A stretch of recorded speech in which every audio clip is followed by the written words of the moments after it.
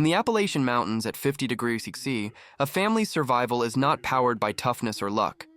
It is built on a strict system that protects heat, limits mistakes, and reduces exposure to both weather and wildlife, especially black bears. In this kind of cold, the body loses warmth faster than it can replace it. Wind accelerates skin freezing, and a single wet glove can become an injury within minutes. Their method is a sequence of priorities repeated every day: medical checks, insulation, controlled fire, safe water, low-cost calories, scent control, and rehearsed bear avoidance. They start each morning with a cold injury protocol. Before travel or work, they check fingers, toes, ears, and cheeks for numbness and color change. At extreme cold, circulation problems and early frostbite can be painless, so the check must happen while everyone is still calm and still. Clothing is then sealed like a barrier. Cuffs, collars, scarves, and face wraps reduce wind entry and prevent heat leaks. They also manage breathing, keeping mouths covered so inhaled air warms before it hits the lungs, reducing moisture loss and airway irritation. The next survival pillar is insulation and shelter design. A family cannot power through wind at 50 degrees C. They must cut it. Their shelter strategy favors compact spaces that are easier to warm and less exposed to gusts. Thick spruce bough bedding is not comfort, it is insulation, trapping dead air the way a sleeping pad would. Entrances are narrowed and shaped to redirect airflow, while a controlled vent prevents moisture from building inside. Moisture management matters because condensation freezes and turns a shelter into an ice box. When they transition to a rock shelter or cave-like slit, the thermal advantage increases, wind is reduced and temperatures stabilize, but the risk shifts to ventilation. In enclosed spaces, they keep fire low and near the entrance, and they test airflow by watching smoke behavior. If smoke doesn't draw out cleanly, the vent is adjusted immediately. Warmth is valuable, but breathable air is non-negotiable. Fire is treated as an efficiency problem, not a spectacle. They avoid large flames that consume fuel too quickly, and instead maintain a small, controlled hearth supported by a stone reflector and heat banking stones. The aim is steady coals that can be preserved, not dramatic heat spikes. Fuel gathering follows the same logic. They prioritize standing dead wood and sheltered twigs that remain dry inside because wet fuel wastes time and energy. Movement is deliberately slow to prevent sweating. Sweat is a hidden killer in extreme cold. Once layers become damp, insulation collapses and the body cools rapidly as soon as activity stops. Their pacing is designed to keep them slightly cool while working, and they vent layers briefly only when needed. Water is managed like medicine. Eating snow is avoided because it lowers core temperature and increases calorie demand. They melt clean top-layer snow in small batches or, when available, access moving water under ice to reduce fuel costs. The critical rule is no spills. Wet clothing at 50 degrees C is a cascading emergency, so containers are insulated immediately, hands are dried quickly, and water is carried close to the body to delay freezing. Hydration is kept steady through small, warm sips, not large drinks, because the goal is heat stability as much as hydration. Food acquisition is built around minimizing energy expenditure and minimizing bear attraction. Active hunting is risky and expensive in deep cold, so they favor passive methods like snares and deadfalls placed in natural funnels where small animals must pass. That provides calories without long pursuits. Even when food is obtained, they think beyond the meal: broth from bones, thin strips dried in controlled smoke, and strict rationing that prevents hunger-driven mistakes. Cooking is done over coals with minimal smoke because smoke and food scent can broadcast a campsite's location downwind. Black bears change the entire structure of the day. Their defense is not confrontation, it is prevention and distance. Scent control is relentless. All food, scraps, and scented items are sealed and hung high on a bear line far from the sleeping area. Cooking areas are separated from the shelter and cleaned until they appear unused, leaving no drips, no scattered scraps, and no residual odor near bedding. They also use route discipline. When bear tracks intersect a corridor or trap line, they do not check anyway. They shorten routes, relocate activities, and prioritize visibility lanes and wind direction. The family moves in tight formation with the child centered, reducing the chance of separation during a sudden bear encounter. They also rely on rehearsed behavior. Hand signal drills, gather, retreat, regroup, matter because shouting or chaos wastes energy and can escalate risk. A fallback spruce pocket is selected as a hidden, wind-buffered refuge where they can wait silently if a bear moves through.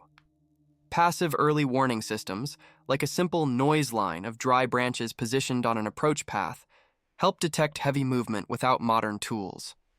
Night routines are equally disciplined. Gear is staged in the same place every time. A compact go bundle is kept by the exit, and coals are maintained at a low level to preserve fuel while still providing the ability to make water and warm hands if needed. Sleep is managed as a controlled thermal cycle. They reduce the shelter opening, maintain ventilation, position heat banking stones near feet, and check the child's circulation during the coldest hours. In extreme cold, long uninterrupted sleep can be dangerous. Brief wake-ups to confirm heat and circulation can prevent a small problem from becoming irreversible injury. The goal is not comfort. It is maintaining core temperature and keeping extremities functional until morning. Across the full timeline, the pattern is consistent. Survival is a repeatable system. They stay alive by staying dry, staying together, keeping fire small but reliable, producing water safely, earning calories with low effort, and making the shelter and sleeping area uninteresting to bears. When conditions change, new tracks, wind shift, storm pressure, they don't push through. They adapt routes, separate food from sleep more aggressively, reduce movement, and let routine do the work. In 50° C, discipline is warmth, and prevention is protection.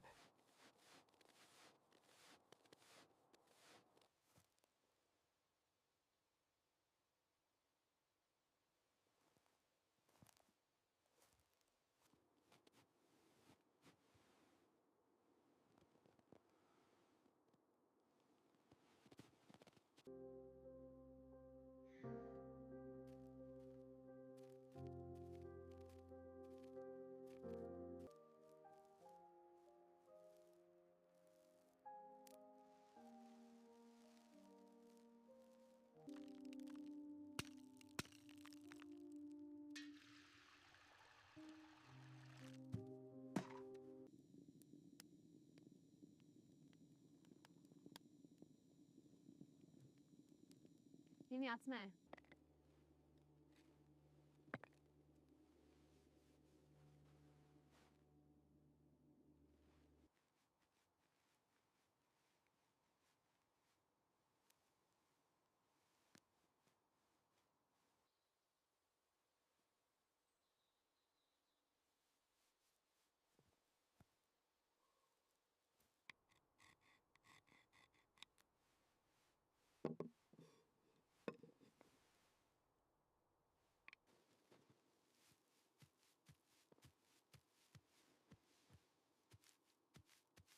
Gini.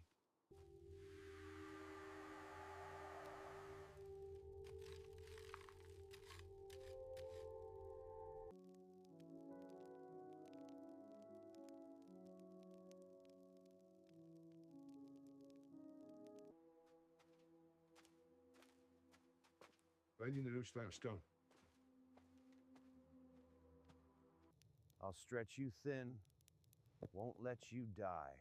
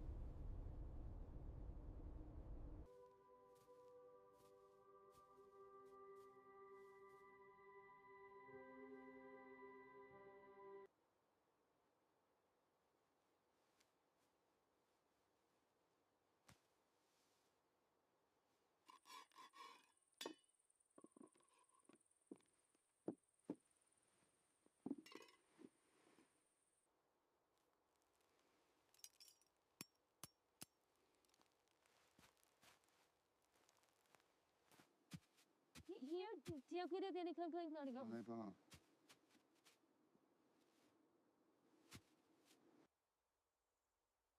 Viroiga, Rodrigo. Não deve estar muito na questão. Leva seu vai que do hoje.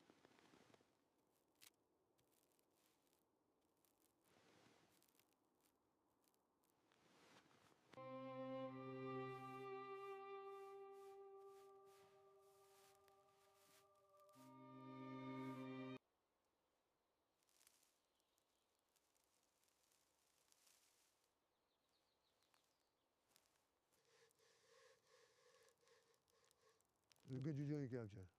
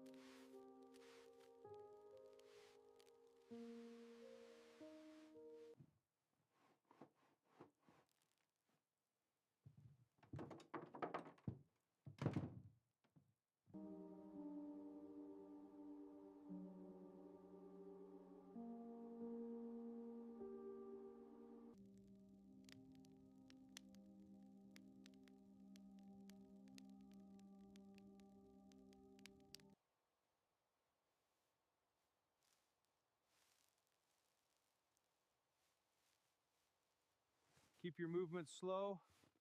Conserve your energy. Got it. Slow and steady.